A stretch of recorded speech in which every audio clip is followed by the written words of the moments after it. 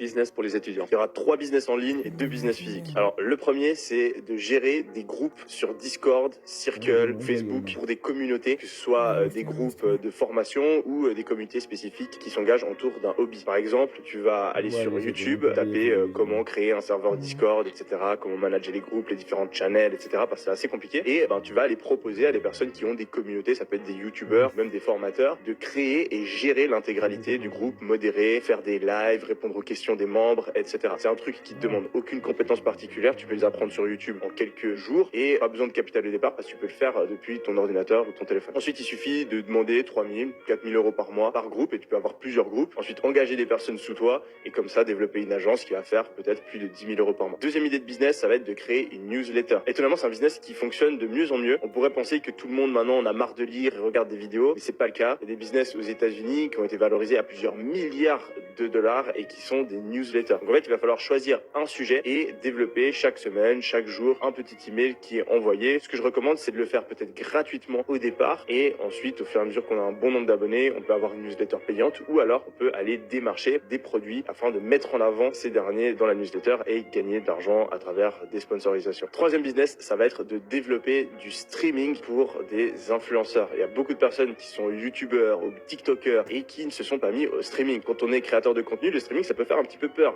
On est en live, il y a une plateforme